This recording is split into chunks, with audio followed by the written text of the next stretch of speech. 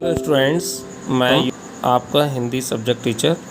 आज हम आपको क्लास 8th की सुरभि बुक का फर्स्ट चैप्टर पढ़ाएंगे। ठीक है स्टूडेंट्स, फर्स्ट चैप्टर है आपका। हम अब ओपन करते हैं किताब को। फर्स्ट चैप्टर है हम दीवानों की क्या हस्ती। ठीक है स्टूडेंट्स, हम दीवानों की क्या हस्ती, यानी कि सबसे पहले हम किसी भी कविता को एक्सप्लेन करने से पहले उसके बारे में जानते हैं कि ये कविता किसने लिखी है और इसके रचयिता कौन हैं और कवि इस कविता में क्या कहना चाहता है। तो ये कविता जो है, जब हम संदर्भ और प्रसंग दो के अंतर्गत इस चीज़ को हम डिवाइड करते हैं। तो संदर्भ जब हम किसी कविता का लिखते हैं तो उसमें लिखते हैं कि प्रस्तुत पंक्तियाँ हमारी पाठ्य पुस्तक सुरभि के प्रथम पाठ से ली गई हैं और इस पाठ का नाम है हम दीवानों की मस्ती। और इसके जो रचयिता हैं स्टूडेंट्स, देखिए राइटर पीछे लिखे होते हैं यहाँ पर भगवती चरण वर्मा जी, जो कि हमें हमेशा से इसको याद रखना है। तो हम सबसे पहले संदर्भ हमने आपको समझाया, अब हम आपको इसका प्रसंग बताते हैं। ठीक है स्टूडेंट्स, यानी कि राइटर जो कवि हैं इस कविता के, वो इस कविता के अंदर हमें समझाना चाह रहे हैं कि इंसान के गूढ़ रहस्यों को उजागर, यानी कि इस कविता के माध्यम से कवि ने गूढ़ रहस्यों को उजागर किया है। कवि के अनुसार मनुष्य इस धरती पर जन्म लेता है और अपना जीवन जीकर इस दुनिया को छोड़कर चला जाता है। वह अपने जीवन में कभी खुशी तो कभी गम को सहन करता है। वह इस दुनिया से कुछ सीखता है तो उसे कुछ सिखा कर भी जाता है। ठीक है स्टूडेंट्स, इस प्रकार से मनुष्य संसार में अपने जीवन की पारी पूरी करता है। तो स्टूडेंट्स, अब हम इस कविता का जो है रीडिंग करेंगे, उसके बाद हम इसका आपको भावार्थ बताएंगे। तो स्टूडेंट्स, हम इसकी 4-4 लाइनें आपको कविता का रीडिंग करेंगे और 4-4 लाइनें रीडिंग करने के बाद आपको इसका हम अर्थ बताएंगे। यानी हम दीवानों की क्या हस्ती है, आज यहाँ कल वहाँ चले, मस्ती का आलम साथ चला, हम धूल उड़ाते वहाँ चले। ठीक है स्टूडेंट्स, अब इस कविता का अर्थ है कि दीवाने किसे कहते हैं, यानी दीवाने उन्हें कहते हैं जो हर हाल में मस्त रहते हैं और सुख या दुख का उन पर कोई गहरा प्रभाव नहीं पड़ता है। ठीक है स्टूडेंट्स, यहाँ दीवानों को लेकर के कवि ने बात आपको समझाने की कोशिश की है, यानी कि उन पर कोई सुख या दुख का गहरा प्रभाव नहीं पड़ता है। वे वर्तमान काल में जीने में विश्वास करते हैं।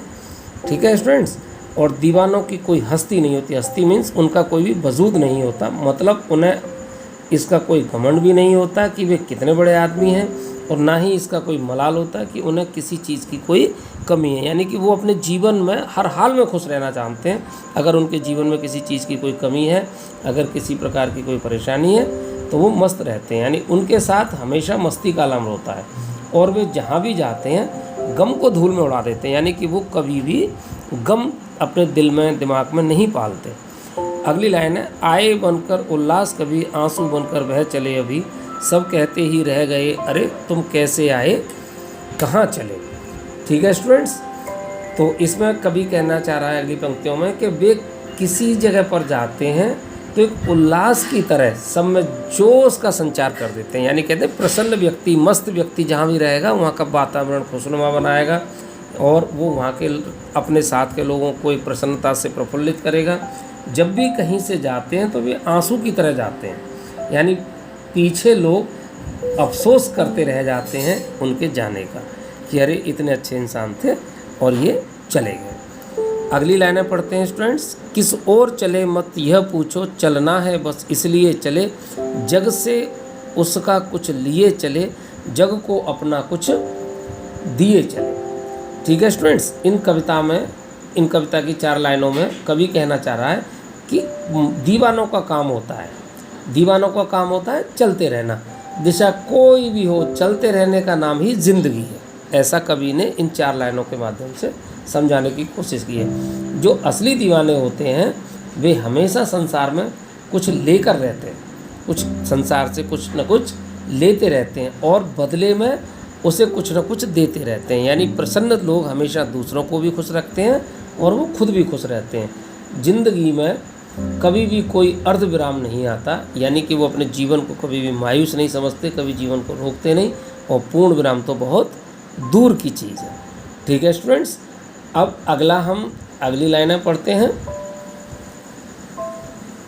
दो बात कहीं दो बात सुनी, कुछ हंसे और फिर कुछ रोए, छक्कर सुख दुख के घूंटों को हम एक भाव में पिए चले, एक भाव से पिए चले।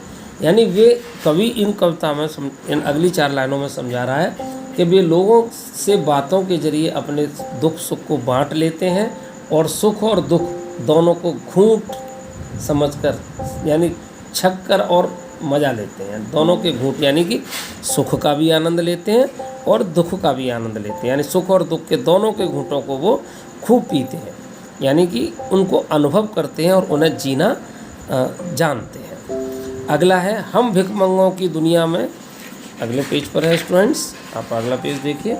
हम भिखमंगों की दुनिया में स्वच्छंद लुटाकर प्यार चले, हम एक निशानी उर पर ले सफलता का भार चले। ठीक है स्टूडेंट्स, यानी जो दीवाने होते हैं स्टूडेंट्स, यहाँ पर समझाने की कोशिश की है राइटर ने कि जो दीवाने होते हैं वे किसी असहाय पर अपना प्यार निछावर करते हैं। सामान्य आदमी प्राय किसी असहाय को देख करके सहानुभूति के अलावा और कुछ नहीं देता। यानी कि जो असफल लोग होते हैं वो उन पर भी प्यार लुटाते हैं और हर व्यक्ति के साथ उनका एक समानता का व्यवहार होता है और वे कभी भी असफलता का बोझ अपने सीने पर नहीं लेते। यानी कि असहाय को देखकर सहानुभूति के अलावा वे कुछ और नहीं देते। लेकिन अगला है, अगली लाइन सुनिएगा। जी भरकर खुलकर खेल चुके, हम हंसते हंसते आज यहाँ प्राणों की बाजी हार चले, हम भला बुरा सब भूल चुके, नतमस्तक हो मुख मोड़ चले, अभिशाप उठाकर होठों से वरदान द्रंगों से छोड़ चले, अब अपना और पराया क्या, आबाद रहें रुकने वाले, हम स्वयं बंधे थे और स्वयं हम अपने बंधन तोड़ चले। यानी कि इसमें कवि ने कहा है कि बेफिक्र ज़िंदगी जीनी चाहिए इंसान को, लेकिन ज़्यादा बेफिक्री के भी कवि जो है खिलाफ है। क्यों? क्योंकि ज़्यादा बेफिक्री ज़िंदगी जीना भी सही नहीं होता। जिन कामों में गंभीरता ज़रूरी हो वहाँ गंभीर रहना चाहिए, और नहीं तो ज़्यादा मस्ती आपको कहीं ना कहीं असफल होने के लिए भी बाध्य करेगी। यानी कि कवि ये कहना चाहता है कि अगर आप ज़्यादा मस्ती में रहेंगे तो अपने मुख्य काम से, अपने जीवन के मुख्य चीज़ से आप भटक जाएंगे। जो आपका उद्देश्य है दुनिया में आने का, अच्छे काम करने का, उनसे आप भटक जाएंगे। ठीक है स्टूडेंट्स, अब इसमें आगे भी कहा है कि जी भरकर खुल खेल चुके हम हंसते हंसते आज यहाँ प्राणों की बाजी हार चले, हम भला भला सब। यानी कि जब इंसान, अच्छे इंसान, जो मस्ती में चूर इंसान होता है, जो दीवाने होते हैं, वे खुल करके अपनी ज़िंदगी जीते हैं और हंसते हंसते अपने प्राणों की बाजी लगा करके यहाँ से चले जाते हैं। यानी कि अपने प्राणों की बाजी भी हार चले का मतलब होता है कि अपने प्राणों की बाजी लगाकर इस दुनिया से विदा हो जाते हैं।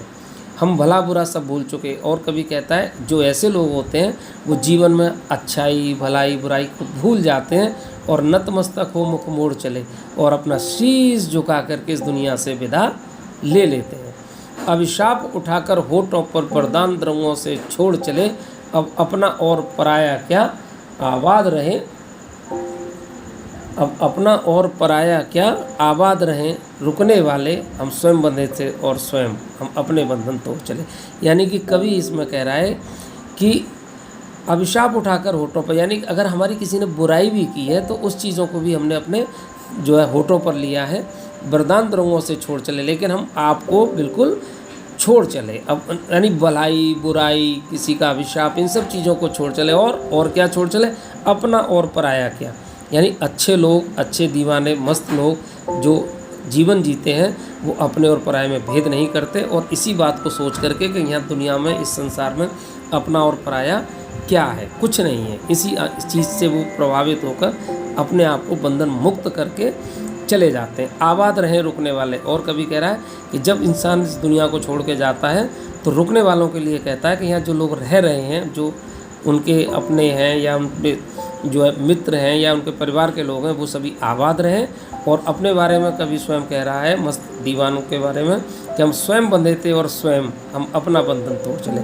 यानी हम आपसे स्वयं ही बंधे हुए थे, परिवार से स्वयं ही बंधे हुए थे और आज हमने अपने आप स्वयं ही अपना बंधन आपसे तोड़ लिया है और अब हम इस संसार से विदा लेते हैं। स्टूडेंट्स, इस कविता के माध्यम से कवि ने एक बहुत ही मार्मिक चित्रण का वर्णन किया है और जिसका भावार्थ हमने आपको बहुत ही अपने सुंदर शब्दों में आपको समझाने का प्रयास किया है। कृपया स्टूडेंट्स इसको आप एक बार पुनः दोबारा वीडियो देखें, और फिर भी अगर कोई प्रॉब्लम हो आपको तो आप हमसे जो है पूछ सकते हैं, क्योंकि इसमें कविता के अंदर स्टूडेंट्स यहाँ कोई भी अपना पराया का नहीं उसने भेद किया, कभी कोई बंधन नहीं रखा है। ये बातें कुछ सन्यासियों को शोभा दे सकती हैं, लेकिन आप साधारण मनुष्य की तरह जीना चाहते हैं तो आपको अपना पराया आदि के मूल्यों को समझना पड़ेगा, जो कि इस जीवन का, इस संसार का शाश्वत यथार्थ सत्य है। ठीक है स्टूडेंट्स, तो इस चीज़ को आप समझने की कोशिश कीजिएगा। Thanks friends. अगर आपको ये वीडियो अच्छी लगी हो तो आप इसको लाइक और सब्सक्राइब अवश्य करें। ठीक है स्टूडेंट्स, ओके, थैंक्स।